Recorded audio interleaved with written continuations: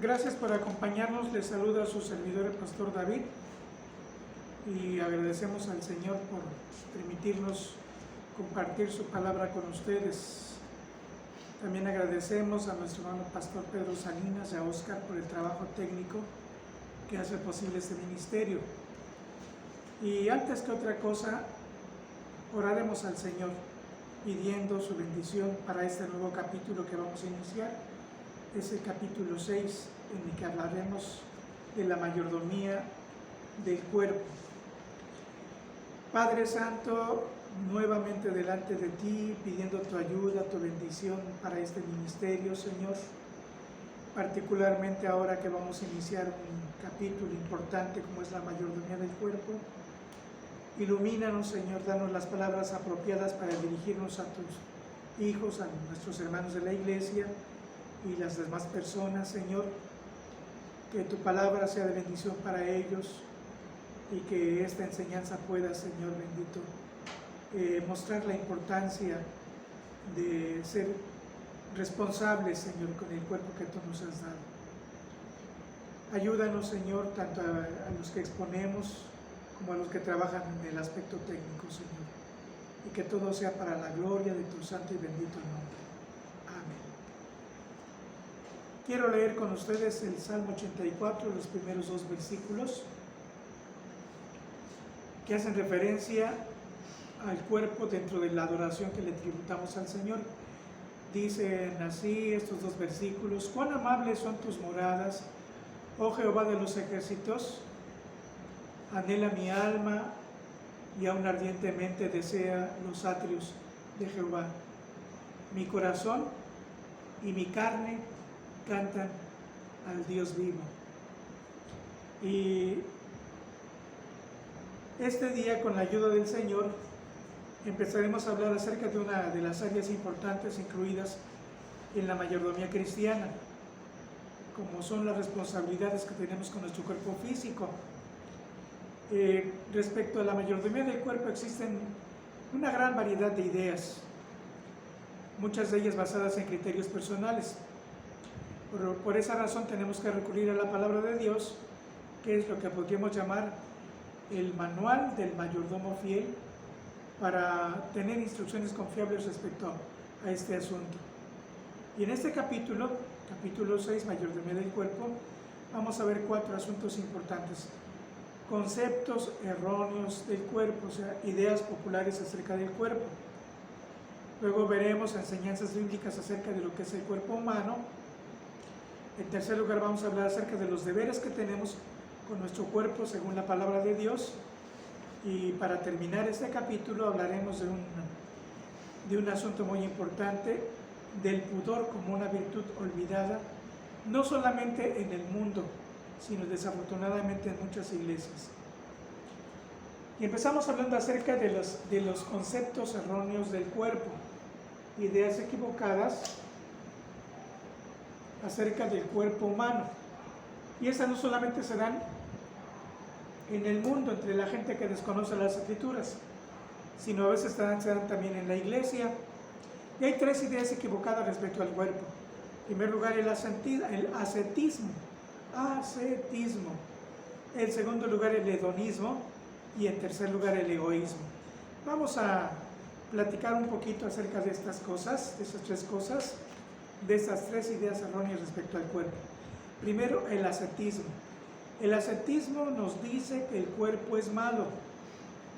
Considera que el ser humano está constituido de 2 partes opuestas, el alma por un lado y el cuerpo por el otro, y que esas 2 partes de nuestro ser están en una relación hostil, o sea, se están peleando, nunca se pondrán de acuerdo.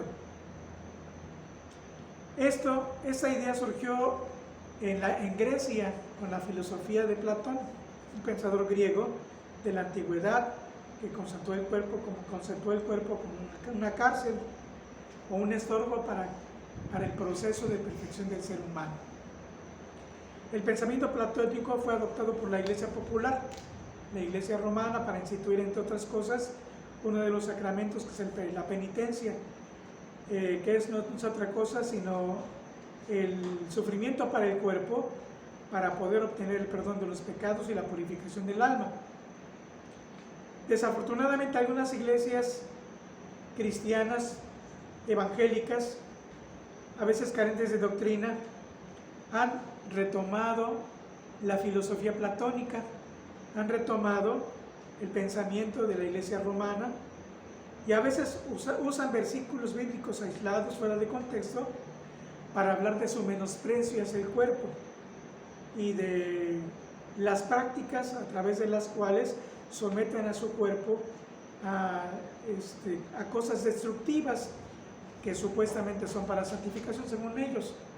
Pero vamos a ver qué dice la palabra del Señor. Quiero leer aquí lo que dice la carta a los Colosenses, capítulo 2, versículos 20 al 23, y como siempre les sugerimos que tengan su Biblia a la mano y que tengan una libreta para anotar. Y algunas citas que voy a tener en este momento las tomé de la Nueva Traducción Viviente, porque es la que nos permite entender de una manera más clara la palabra del Señor. Dice así, Colosenses 3, 20 al 23: ustedes han muerto con Cristo y Él los ha rescatado de los poderes espirituales de este mundo. Entonces, ¿por qué siguen cumpliendo las reglas del mundo? Tales como: no toques esto, no pruebes esto, no te acerques a aquello. Estas reglas son simples enseñanzas humanas acerca de las cosas que se deterioran con el uso. Podrán parecer sabias porque exigen una gran devoción, una religiosa abnegación y una severa disciplina corporal. Pero a una persona no le ofrece ninguna ayuda para vencer sus malos deseos, o sea, los deseos pecaminosos. Entonces, ese tipo de disciplina, que supuestamente tiene como propósito la santificación, no tiene bases bíblicas, si la vemos desde el punto de vista de las enseñanzas generales. Vuelvo a repetir, a veces se utilizan versículos fuera de contexto para argumentar algunas prácticas de ascetismo. Pero pasamos a la segunda idea errónea, y es el hedonismo. El hedonismo establece que el cuerpo es lo más importante en la vida humana. Es lo contrario de lo que es el ascetismo. El hedonismo cree que en nuestra vida terrenal lo más importante es la continua búsqueda del placer. Esto debe ser nuestra meta personal. Inclusive en nuestra cultura hay una frase que resume eso, dice: pues al cuerpo lo que pida. Y hablando acerca de algunos hábitos, pues a esto venimos al mundo, no a otra cosa. Esta manera de pensar también fue otra de las manifestaciones filosóficas de la antigua Grecia. En una escuela, la escuela del hedonismo.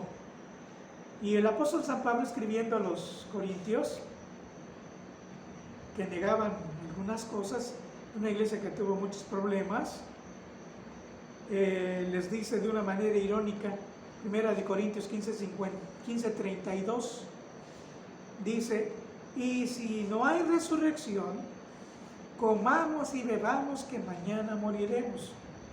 Y es lo que piensa mucha gente: bueno, si algún día me voy a morir, pues si me voy a morir de gordito, pues por lo menos me muero contento. Y así otras ideas más que sería largo de enumerar. También al hedonismo se añade otra cosa muy importante, y es la búsqueda desmedida de la belleza corporal para exhibirla ante los demás de una manera ostentosa, motivados por la vanidad y aún por actitudes deshonestas. Esta también es una tendencia que observamos con mucha frecuencia en el mundo y desafortunadamente en algunas iglesias. Pero la Biblia habla acerca de la gravedad del pecado, de la vanidad. Y miren, quiero leer lo que dice el libro de Isaías, capítulo 3, versículos 16 en adelante, hasta capítulo 4, versículo 1. Es un pasaje un poquito largo, pero quiero leerlo completo para que se entienda lo que el Señor dice respecto a la vanidad y a la deshonestidad en el pensamiento hedonista, en la búsqueda del placer y en la búsqueda de la estética. producto de la vanidad, de la ostentación y de la deshonestidad. Dice así en la Nueva Traducción Viviente. El Señor dice: la hermosa Sión es altanera, estira su elegante cuello, coquetea con los ojos y camina con pasos delicados, haciendo sonar los brazaletes de sus tobillos. Por eso el Señor le mandará costras a su cabeza. El Señor dejará calva la hermosa Sión.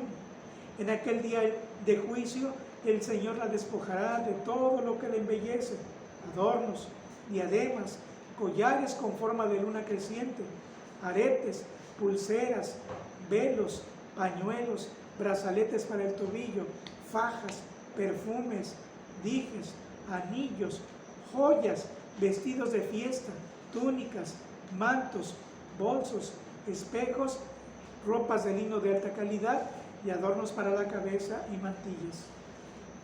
En lugar de oler a dulce perfume, apestará. Usará una soga como faja y su elegante cabello se le caerá. Usará tela áspera en lugar de vestidos costosos y la vergüenza reemplazará su belleza. Los hombres de la ciudad morirán a espada y sus guerreros morirán en la batalla. Las puertas de Sión llorarán y se lamentarán. La ciudad será como una mujer violada, acurrucada en el suelo. En aquel día quedarán tan pocos hombres que 7 mujeres pelearán por uno solo y le dirán: deja que todas nos casemos contigo, nos ocuparemos de nuestra propia comida y ropa.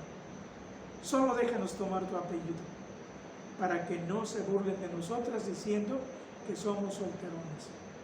Eso fue dicho, contexto histórico para que se entienda, antes de que los ejércitos caldeos invadieran Jerusalén, destruyeran la ciudad del templo y llevaran cautivos a sus habitantes. O sea, el Señor está hablando del juicio sobre las mujeres vanidosas y deshonestas, en la búsqueda de ser admiradas por los demás. Lo cierto es que en la vida humana, aunque la parte material es importante, hay otra parte, que es la parte espiritual, que no podemos dejar pasar por desapercibida, porque la parte material es temporal. Nuestra alma, que es la parte espiritual de nuestro ser, es eterno. Y debemos ser cuidadosos, porque las prácticas hedonistas a veces nos conducirán a cosas autodestructivas. Hay quienes desafortunadamente en la búsqueda del placer acortan sus días, desmerecen su calidad de vida, mueren prematuramente, se llenan de enfermedades. Los malos hábitos y las prácticas destructivas traen sobre ellos una serie de calamidades de las cuales se lamentan, porque son cosas que traen males irreversibles. Pero para terminar este capítulo, para terminar, mejor dicho, esta participación, este asunto de los conceptos erróneos en cuanto al cuerpo, tenemos el egoísmo. El egoísmo es el tercer concepto erróneo acerca del cuerpo. ¿Qué dice el egoísmo? Mi cuerpo es mío y yo hago con él lo que me da la gana, lo que yo quiero. Habla de un supuesto dominio sobre nuestro cuerpo.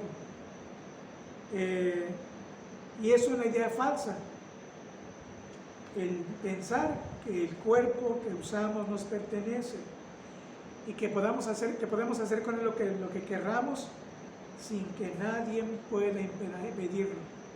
Una de las, quienes más tienen esa idea desafortunadamente son los jóvenes. Cuando se les reclama, cuando los padres o algún mayor les reclama sus actitudes autodestructivas que ponen en riesgo su integridad, dicen: es mi vida y es mi cuerpo y nadie se meta. Después de todo, lo que me pase lo voy a sufrir yo, así es que no me impidan nada. Olvidamos desafortunadamente que lo que hagamos con nuestro cuerpo traerá consecuencias a corto o largo plazo. Yo recuerdo, por ejemplo, una cosa que me impresionó es la visita que hice a una clínica oncológica. Bueno, tal vez uno diga, ¿y ahí qué hacen? Bueno, los oncólogos, las clínicas oncológicas se encargan de atender a las personas con cáncer. Y los cánceres más frecuentes en esa clínica eran los cánceres de pulmón y los cánceres de garganta. Personas desahuciadas por uno de los vicios, que es el fumar. Y lo que más me impresionó fue ver a una persona que tenía una abertura en su cuello, en su garganta, porque le habían extirpado la laringe debido a un cáncer de garganta, y tenía que ponerse un aparatito, algo así como un encendedor o como una rasuradora, y de esa manera podía hablar. Su voz se escuchaba como de un robot, pero lo único que le quedaba, como consecuencia del daño irreversible en su garganta por causa de un cáncer. Y pues cuando predicamos con algunos jóvenes les decimos, si ustedes no piensan, no razonan y aman su cuerpo y creen que pueden hacer con él lo que quieran, se encaminan a una situación de la que después se van a lamentar. Las consecuencias que afectan a quienes piensan de esta manera afectarán seriamente su calidad de vida. No será la misma después de algunos años, porque tendrán que apreciar que sus capacidades han disminuido. Y lo que es más grave, quienes piensan así acortarán sus días sobre esta tierra. Que Dios nos ayude a entender esto.